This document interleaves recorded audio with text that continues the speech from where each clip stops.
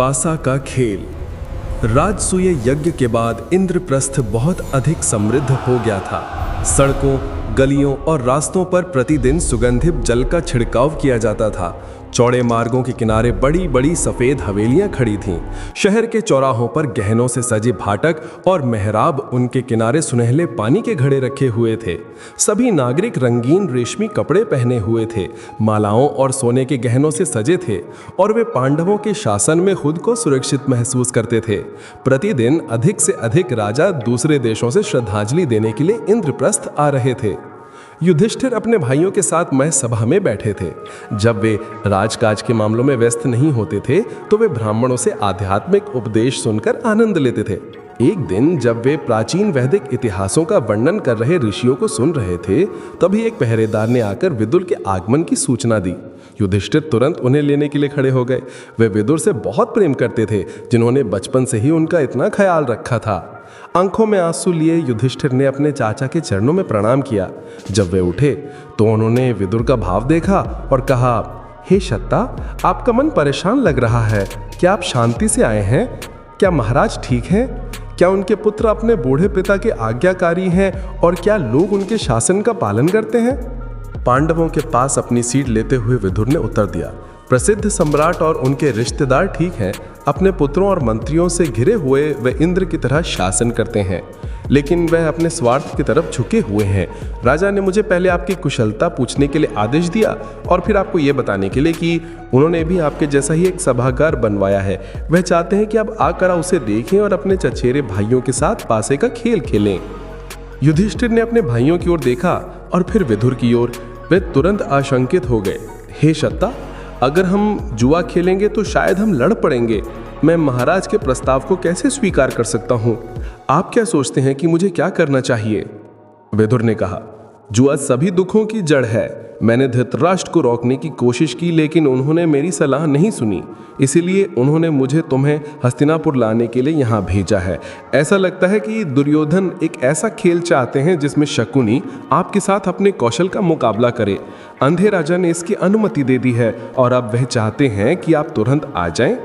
ये जानकर कि धृतराष्ट्र ने निमंत्रण भेजा है, युधिष्ठिर को जाना जरूरी लगा। उन्होंने कभी भी अपने बड़ों के आदेश को न मानने की कसम खाई थी। भले ही वह अब दुनिया के सम्राट थे, धृतराष्ट्र एक सम्माननीय श्रेष्ठ थे।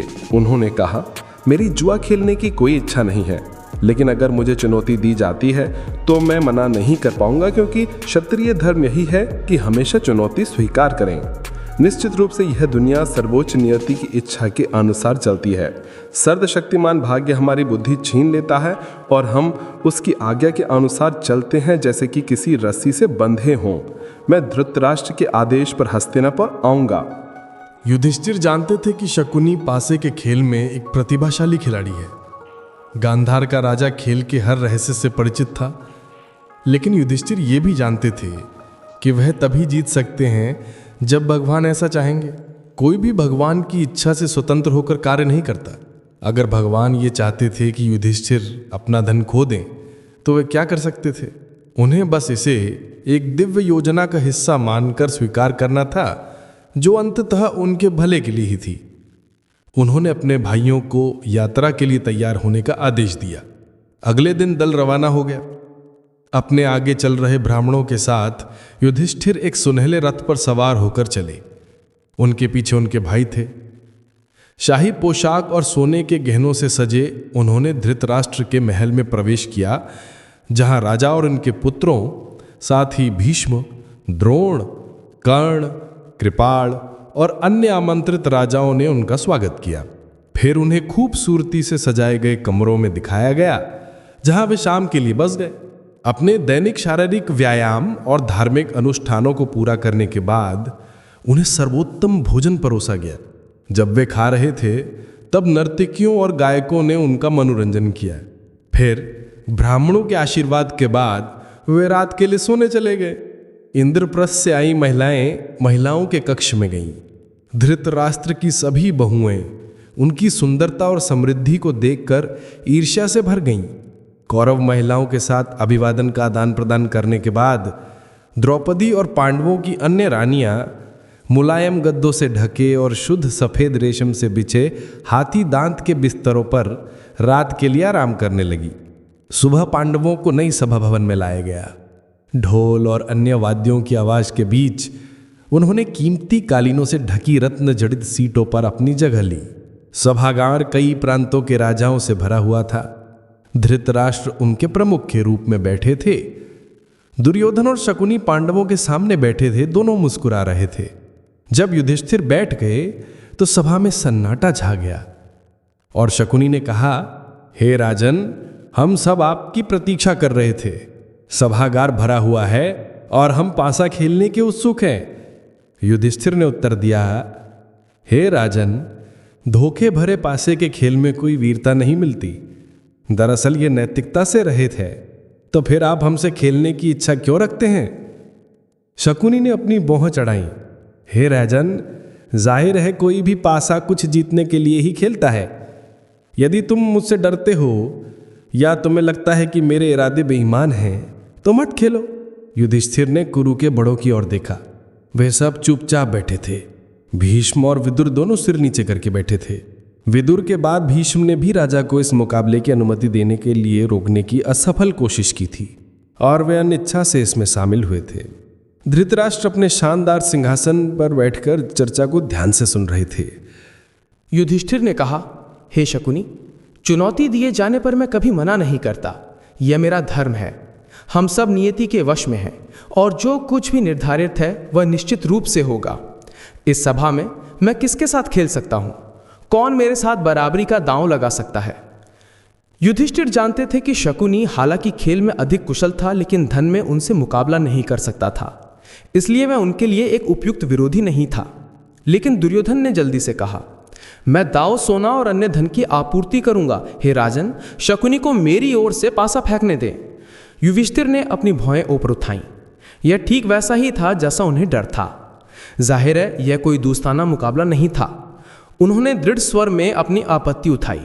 मैंने कभी नहीं सुना कि एक व्यक्ति दांव लगाए और दूसरा खेले। हे दुर्योधन, यह खेल के नियमों के भीतर नहीं है। युधिष्ठिर ने फिर से बड़ों की ओर देखा, लेकिन उनमें से कोई नहीं बोला। दुर्योधन हंसा और दोहराया कि अगर युधिष्ठिर डरते हैं तो उन्हें नहीं खेलना चाहिए। शकुनी मुस्कुराया और अपने हाथों में हाथी दांत के पासों को घुमाया। आपस में टकराते पासों की आवाज सन्नाटे के ऊपर गूंज उठी। सभा में धृतराष्ट्र मिलीभगत को देखते हुए युधिष्ठिर ने कहा, यदि यही आपकी इच्छा है दुर्योधन, तो खेल शुरू किया जाए। पांडव ने अपने गले से एक अनमोल मोतियों की माला निकाली। ये मेरा दांव है। हे राजन, आप मेरे मुकाबले में क्या दांव लगाएंगे?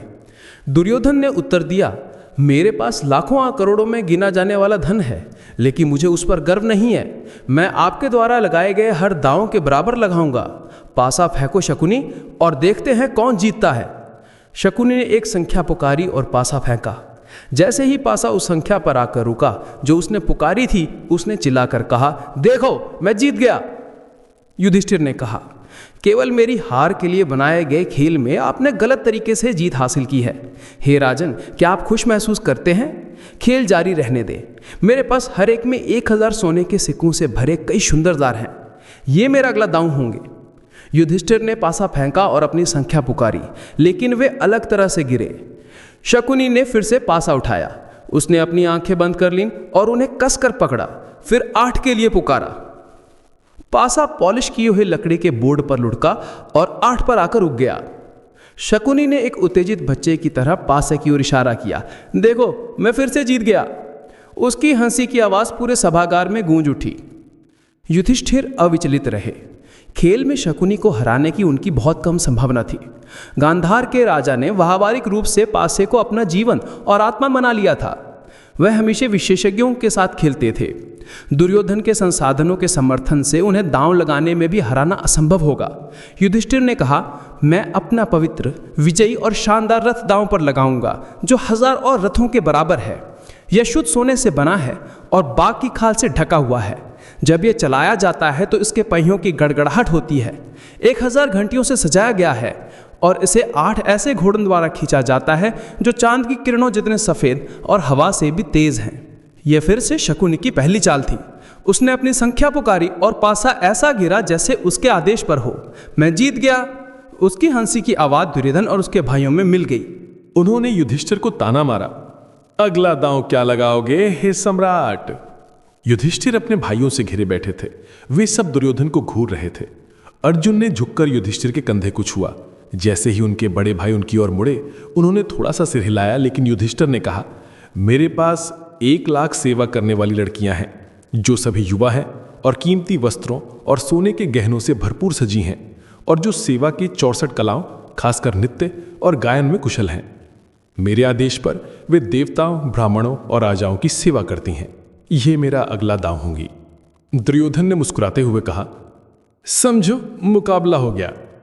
एक बार फिर युधिष्ठिर वह संख्या फेंकने में विफल रहे जो उन्होंने पुकारी थी, लेकिन शकुनी ने महारत के साथ पासा घुमाया और जीत हासिल की। मैं फिर से जीत गया।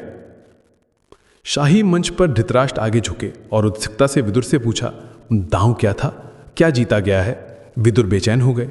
वह पांडवों को इस तरह के धोखे भरे तरीकों से लूटे जाते हुए बर्दाश्त नहीं कर सकते थे।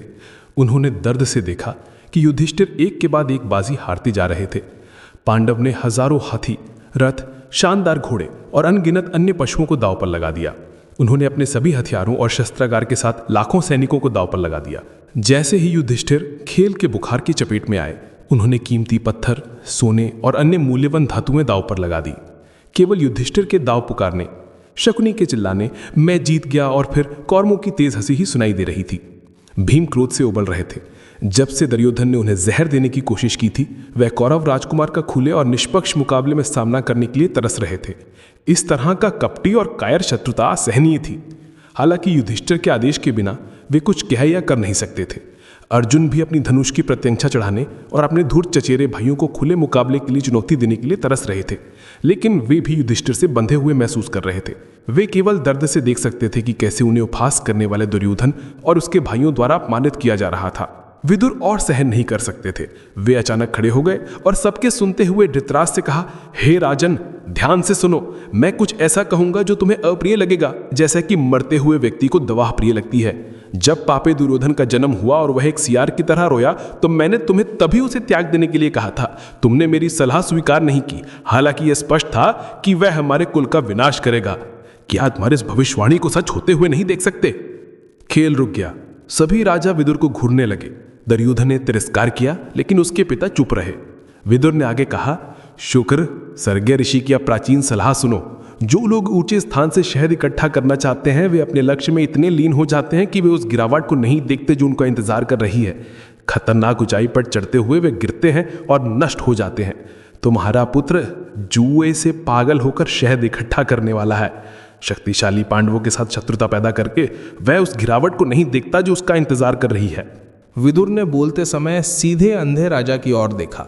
उन्होंने उन्हें याद दिलाया कि कैसे दुष्ट राजा कंस को उनके ही लोगों ने अपने वंश को बचाने के लिए अस्वीकार कर दिया और मार डाला था। इसी तरह कौरवों को दुर्योधन को अस्वीकार कर देना चाहिए। राजा को अर्जुन को तुरंत उसे मारने का आदेश देना चाहिए। इस तरह हे राजन, इन मौरों पांडवों को इस कौए की कीमत पर खरीद लो। एक कुटिल परिवार के सदस्य के लिए दुख के सागर में मत डूबो। एक बार एक पक्षी था जो सोना उगलता था। एक मूर्ख राजा ने इस पक्षी को प्राप्त किया और लालच से जल्दी सोने का आनंद लेने के लिए उसे मार डाला। इस प्रकार उसने अपने वर्तमान और भविष्य दोनों सुखों को नष्ट कर दिया। हे धृतराष्ट्र, पांडवों को उनके धन के लिए सताकर उस राजा का अनुकरण न करो। इसके बजाय फूल विक्रेता की तरह बनो, जो अपने पेड़ों को स्नेह से पालता है और इस तरह उनसे लगातार फूल तोड़ता रहता है। विदुर ने राजा को पांडवों के साथ शत्रुता बनाने के परिणामों की चेतावनी दी।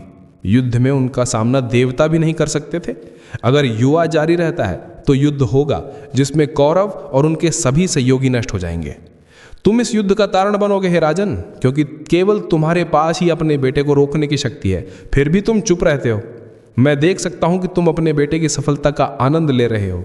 एक आदमी जो अपने विवेक के खिलाफ भी दूसरे के दिल का अनुसरण करता है, वो दुख में डूब जाता है, जैसे एक आदमी बच्चे द्वारा निर्देशित नावों में समुद्र में जाता है। हे राजन, उस अग्नि में एक पापी का अनुसरण मत करो जो भड़क उठी है। जब अजात शत्रु, जो कि युधिष्ठिर का एक नाम है, और उनके भाइयों को उनके राज्य से वंचित कर दिया जाएगा और वे क्रोधित होंगे, तो भ्रम के उस घंटे में तुम्हारा शरण कौन होगा? तुम पांडवों के धन की तलाश क्यों करते हो? तुम जुआ खेले बिना जितना चाहो उतना कमा सकते हो। इसके बजाय इन पुरुषों में बाघों को जीतो जो किसी भी धन से अधिक मूल्यवान है। शकुनी को गांधार वापस फेरी दो। ऐसा युद्ध मत करो जो तुम्हें जड़ों से नष्ट कर दे। दुर्योधन और सहन नहीं कर सका, वो अपने पैरों पर कूद पड़ा। ये देख कर कि उसके पिता चुप रहे, उसने विदुर को कठोरता से फटकार लगाई। अब हम तुम्हारा असली स्वभाव देख सकते हैं। उनका त्याग करते हुए जो तुम्हारा पालन पोषण करते हैं, तुम दुश्मन का पक्ष लेते हो। हे क्षता, अपने समर्थक को चोट पहुंचाने से बड़ा कोई पाप नहीं है। तुम इस पाप से क्यों नहीं डरते? तुम बेशर्म, कृतज्ञ और अपने बड़ों के अवध्यकारी हो। तुम मुझ पर आरोप क्यों लगाते हो? मेरी गलती कहाँ है? जैसे पानी नीचे की ओर बहता है, वैसे ही मैं अपनी प्रकृति के अनुसार कार्य करता हूँ। मैंने अपनी प्रकृति सर्वोच्च से प्राप्त की है। वो सभी मनुष्यों के कार्यों को नियंत्रित करता है। तुम जहाँ चाहो वहाँ जा सकते हो। हम दुश्मनों या उन लोगों को शरण नहीं दे सकते जो अपने संरक्षकों से ईर्ष्या करते हैं। एक व्यभिचारी पत्नी चाहे कितना भी बादशाह व्यवहार किया जाए, हमेशा अपने पति को छोड़ देती है। विदुर ने निराशा में अपना सिर हिलाया। उन्होंने फिर से धृतराष्ट्र को संबोधित किया। हे राजन, मुझे ईमानदारी से बताइए कि आप मेरी दी गई सलाह को अस्वीकार करने वालों के बारे में क्या सोचते हैं? निश्चित रूप से एक राजा का हृदय अस्थिर होता है। वे एक पल सुरक्षा प्रदान करते हैं, फिर अगले ही हथियारों से मारते हैं। विदुर दुर्योधन की ओर मुड़े। हे राजकुमार, तुम मुझे मूर्ख समझते हो, लेकिन इसके बजाय उसे मूर्ख समझो जो एक शुभ चिंतक की सलाह को नजरअंदाज करता है। इस दुनिया में बहुत सारे पापी लोग हैं जो सुखद शब्द बोलेंगे, लेकिन जो अप्रिय लेकिन फायदेमंद बात बोलता है वो दुर्लभ है। ऐसा आदमी एक राजा का सच्चा दोस्त होता है, जो सुखद है या नहीं इस पर विचार किए बिना केवल धर्म के अनुसार बोलता और कार्य करता है। दुर्योधन ने उपहास में हंसते हुए कहा, बूढ़े सत्ता पर धिक्कार है, वो हमारे लिए क्या भला कर सकता है? दुर्योधन की फटकार को नजरअंदाज करते हुए विदुर ने पांडवों की ओर इशारा किया। यहाँ 5 क्रोधित सर्प हैं जिनकी आंखों में विष है, उन्हें और मत जगाओ। हे महान राजा, वह पी लो जो ईमानदार पीते हैं और बेईमान त्यागते हैं। विनम्रता एक कड़वी, तीखी, जलने वाली, गैर नशीली और घिनौनी दवा है, लेकिन इसे गहराई से पी लो और अपनी संयम को फिर से हासिल करो। मैं तुम्हें प्रणाम करता हूं और तुम्हारी भलाई की कामना करता हूं। उस आपदा को टालने के लिए तुरंत कार्यवाही करो जो हमारे द्वार पर आ गई है। विदुर धृतराष्ट्र के पास अपनी सीट पर बैठ गए, लेकिन फिर भी अंधे राजा चुप रहे। दुर्योधन हंसा और खेल की ओर मुड़ गया। उसने शकुनी से जारी रखने के लिए कहा और गांधार के राजा ने युधिष्ठिर से पूछा, हे राजन, आपने बहुत धन खो दिया है। मुझे बताओ, क्या आपके पास अभी भी और है जिसे आप दांव पर लगा सकते हैं? युधिष्ठिर ने उत्तर दिया, हे सुबल के पुत्र, मेरे पास 10,000, लाखों, करोड़ों, अरबों, सैकड़ों अरबों और इससे भी अधिक में गिना जाने वाला सोना है। यह सब मैं अब यहीं दांव पर लगाऊंगा। फिर से फेंको। शकुनी मुस्कराया और पासा फेंका। मानो मंत्र मुग्ध होकर वे उसी संख्या पर गिरे जिसे उसने पुकारी थी। बार बार उसकी आवाज सभागार के सन्नाटे के ऊपर उठती रही, मैं जीत गया। युधिष्ठिर एक आवेशित व्यक्ति की तरह खेले। वह सब कुछ खोने पर आमादा लग रहे थे। उन्होंने अपनी अनगिनत गायों, घोड़ों, बकरियों, भेड़ों और अन्य जानवरों को दांव पर लगा दिया। अपना पूरा धन खोने के बाद उन्होंने अपने राज्य को ही दांव पर लगा दिया। वह भी हार गए और शकुनी ने कहा, ऐसा लगता है कि आपने सब कुछ खो दिया है, हे राजन। युधिष्ठिर का सिर झुक गया और पसीने उनके चेहरे को ढक गए। निश्चित रूप से अब खेल खत्म करने का समय आ गया था, लेकिन उनके भीतर कुछ ऐसा उन्हें जारी रखने के लिए प्रेरित कर रहा था। उन्होंने कृष्ण के बारे में सोचा। अगर वो मौजूद होते तो वो निश्चित रूप से स्थिति को बचा लेते, लेकिन कृष्ण तो सब कुछ के सर्वोच्च नियंत्रक हैं। शायद वो अभी भी उनके खोए हुए सब कुछ वापस पाने की व्यवस्था कर सकते हैं। फिर भी दांव पर लगाने के लिए और क्या बचा था? युधिष्ठिर ने अपने भाइयों की ओर देखा। सभाघर शांत रहा जब युधिष्ठिर ने शकुनी को उत्तर दिया, यहां युवा और गोरे रंग का नकुल है जो सोने और गहनों से सजा है और एक देवता की तरह चमकता है। यह महाबली राजकुमार मेरा अगला दांव होगा। कुछ ही क्षणों बाद शकुनी की आवाज फिर से सुनाई दी, देखो, मैंने उसे जीत लिया। युधिष्ठिर ने गहरी सांस ली। उनके बगल में भीम और अर्जुन दोनों ने मौन क्रोध में अपनी मुट्ठियां भींच ली। जब युधिष्ठिर सहदेव की ओर मुड़े, ये सुंदर राजकुमार यमराज की तरह ही न्याय करता है और इस दुनिया में सीखने के लिए एक प्रतिष्ठा हासिल की है। हालांकि वह दांव पर लगाए जाने के योग्य नहीं है, तब भी मैं इतने प्यारे वस्तु को अपने दांव के रूप में खेलूंगा। पासा घुमाया गया और नीरस आवाज फिर से गूंज उठी, देखो, मैंने उसे भी जीत लिया है। शकुनी ने अपनी आंखों में चालाकी के साथ युधिष्ठिर की ओर देखा। ऐसा लगता है कि भीम और अर्जुन आपको माद्री के पुत्रों से अधिक प्रिय हैं, क्योंकि उन्हें अभी तक दांव पर नहीं लगाया गया है। युधिष्ठिर की आंखें क्रोध से लाल हो गई।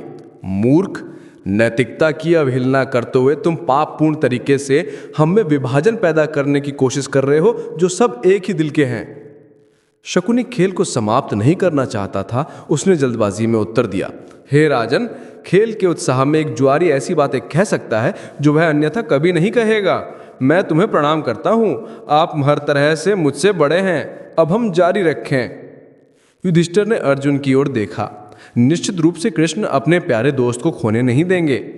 वह जो हमें युद्ध के दूसरे किनारे तक नाव की तरह से जाता है, जो हमेशा दुश्मनों पर विजयी होता है और जो इस दुनिया में सबसे बड़ा नायक है, उस पराजित कुमार को अपने दांव के रूप में लेकर मैं अब खेलता हूं। दुर्योधन उत्सुकता से आगे झुका। जब शकुनी ने पासा फेंका, कर्ण चुपचाप उसके बगल में बैठा था। वह अपने दोस्त को खेल जीतते देखकर खुश था, लेकिन वह युद्ध के मैदान में पांडवों के साथ एक निष्पक्ष लड़ाई पसंद करता। दुशासन और दुर्योधन के अन्य भाई खुशी से हाथ मलने लगे। जब पासा रुका और शकुनी चिल्लाया, मैं जीत गया। शकुनी ने पासा इकट्ठा किया और युधिष्ठिर की ओर देखा, जो दास और सदमे में बैठे थे। हमने इस धनुर्धरों में अग्रणी को जीत लिया है, हे राजन। शक्तिशाली भीम को दांव पर लगाओ, जो एकमात्र धन तुम्हारे पास बचा है। युधिष्ठिर ने अपना सिर हिलाया। अब पीछे हटने का कोई रास्ता नहीं था। धीरे धीरे उसे उत्तर दिया, हालांकि वो दांव पर लगाए जाने के योग्य नहीं है। मैं अब इस पराजित राजकुमार के साथ खेलता हूं, जो हमारा नेता है, जो इंद्र की तरह लड़ता है। यह शानदार नायक, जिसकी गर्दन शेर जैसी है, धनुषाकार बाहें और विस्तृत आंखें हैं, जो अपमान को सहन नहीं कर सकता, जिसका पराक्रम इस दुनिया में बेजोड़ है और जो सभी शत्रुओं को कुचल देता है, वह अब दांव पर है। पासा घुमाओ। भीम ने संकरी आंखों से दुर्योधन की ओर देखा। वह उपहास करने वाले राजकुमार को गर्दन से पकड़ना चाहते थे, लेकिन युधिष्ठिर की अनुमति के बिना वह शांत रहे। पासा शकुनी द्वारा पुकारे की संख्या पर अनिवार्यतः लुढ़क गया। भीम हार गए। फिर से हंसते हुए शकुनी ने कहा, हे राजन, तुमने अपना सोना, अपने गहने, अपने जानवर, अपना राज्य और यहाँ तक कि अपने भाइयों को भी खो दिया है। क्या अभी भी कुछ बचा है जिसे तुम दांव पर लगा सकते हो? युधिष्ठिर ने शकुनी की ओर देखा। मैं अकेला बचा हूँ, अपने भाइयों में सबसे बड़ा और उन सभी द्वारा प्रिय। अगर तुम मुझे जीतते हो तो मैं वो सब करूंगा जो एक गुलाम करने के लिए बाध्य होता है। शकुनी ने पासा छोड़ा और चिल्लाया, तुम जीत गए। वह सभा में सभी राजाओं की ओर मुड़ा और गर्व से डींग मारी कि उसने पांडवों को एक एक करके कैसे जीता है। फिर वह युधिष्ठिर की ओर मुस्कुराया और कहा, तुमने खुद को भी खो दिया है राजन। एक पापी आदमी के योग्य कार्य, जब तुम्हारे पास अभी भी धन है, तुम्हें खुद को दांव पर नहीं लगाना चाहिए। तुम्हारे पास अभी भी एक दांव है जो तुम्हें प्रिय है। पांचाल की राजकुमारी द्रौपदी को दांव पर लगाओ और उसके साथ खुद को वापस जीत लो। जब युधिष्ठिर ने यह कहा तो उनके भाई भयभीत हो गए। कुरु के बड़ों ने जोर से चिल्लाकर कहा, धिक्कार है, धिक्कार है। पूरी सभा उत्तेजित हो गई और वहां मौजूद धर्मात्मा राजाओं ने अपनी आंखों से आंसू बहाते हुए शोक करना शुरू कर दिया। भीष्म, द्रोण और कृपा सभी पसीने से तर हो गए थे। विदुर एक सांप की तरह आहें भरते हुए बैठे थे, लेकिन धृतराष्ट्र दिल से खुश थे। अपनी भावनाओं को छिपाने में असमर्थ थे और उन्होंने बार बार पूछा, क्या दांव जीता गया है? शकुनी का चेहरा उत्साह से लाल हो गया था। एक बार फिर पासे ने उसके आदेश का पालन किया और उसने चिल्लाया, मैं जीत गई, मैं जीत गई। दुर्योधन और कर्ण हंसे और खुशी से अपने हाथ थपथपाए। व्यथित युधिष्ठिर का उपहास करते हुए शकुनी ने बार बार उपहास में दोहराया, तुम्हारे पास अभी भी एक दांव है जो तुम्हें प्रिय है, उसे दांव पर लगाओ हे युधिष्ठिर। बोलते हुए पासा घुमाया। दुर्योधन विदुर की ओर मुड़ा, आओ हे सत्ता, द्रौपदी, पांडवों की प्यारी पत्नी को यहां लाओ, उसे जबरदस्ती कमरों में झाड़ू लगाने दो, अब उस दुर्भाग्यपूर्ण महिला को दासों के साथ रहने दो। विदुर ने पलटवार किया, ओ दुष्ट आदमी, तुम ये नहीं देखते कि ऐसे शब्दों से तुम अपनी गर्दन के चारों ओर एक फंदा बांध रहे हो? क्या तुम्हें यह एहसास नहीं है कि तुम सिर्फ एक हिरन होकर इतने सारे बाघों के क्रोध को भड़का रहे हो? तुमने अपने सिर पर 5 जहरीले सांप रखे हैं, उन्हें और उत्तेजित मत करो या तुम जल्द ही यमराज के निवास पर चले जाओगे। विदुर ने जारी रखते हुए सभा के चारों ओर देखा। द्रौपदी को गुलाम नहीं माना जा सकता, क्योंकि युधिष्ठिर ने खुद को खोने के बाद उसे खो दिया था। इसलिए वह राजकुमारी को दांव पर लगाने की स्थिति में नहीं थे। जैसे बांस मरने के कगार पर फल देता है, वैसे ही मूर्ख दुर्योधन पासे में खजाने जीतता है। पूरी तरह से नशे में वह इन आतंकों को नहीं देखता जो ये खेल लाएगा। विदुर धृतराष्ट्र के सामने गए। आपको अपने बेटे की जांच करनी चाहिए है राजन। केवल निम्न वर्ग के लोग ही दर्द भरे शब्द बोलते हैं जो दूसरों को अफेंड यानी अपमानित करते हैं। कुंती के पुत्र कभी भी उस तरह की कठोर भाषा का उपयोग नहीं करते जिसमें दुर्योधन लिप्त है। उसके व्यवहार की निंदा विद्वानों द्वारा की जाती है। पत्थर तैर सकते हैं और नावें डूब सकती हैं, लेकिन ये मूर्ख राजकुमार कभी भी अच्छी सलाह पर ध्यान नहीं देगा। वह यह नहीं देखता कि बेईमानी नरक के भयानक द्वारों में से एक है। दुर्योधन हंसा। उसने ताना मारते हुए कहा, छत्ता पर धिक्कार है। चारों ओर देखते हुए उसने महल के मुख्य सेवक को देखा और उसे पुकारा, प्रतिकामिन, द्रौपदी को यहां लाओ। तुम्हें पांडवों से डरने की कोई जरूरत नहीं है। ये केवल विदुर है जो डर में बकवास कर रहा है। पांडव अपने सर झुकाकर बैठे थे। धृतराष्ट्र, भीष्म और द्रोण की उपस्थिति में युधिष्ठिर चुप रहे, जैसे वो रहे थे। वो दुख से स्तब्ध थे। जुए के प्रति उनके लगाव ने घोर विनाश ला दिया था। अब सबकी आंखों के सामने पवित्र द्रौपदी का अपमान होने वाला था। फिर भी वो क्या कर सकते थे? विदुर के एकमात्र अपवाद के साथ उनके बड़े कुछ नहीं कह रहे थे। अगर वे और खासकर धृतराष्ट्र दुर्योधन के कृत्यों को मंजूरी देते हैं तो वो असहाय थे। उन्होंने कभी भी उनके आदेशों का उल्लंघन नहीं किया था। उनके लिए उनके श्रेष्ठ भगवान के समान ही अच्छे थे।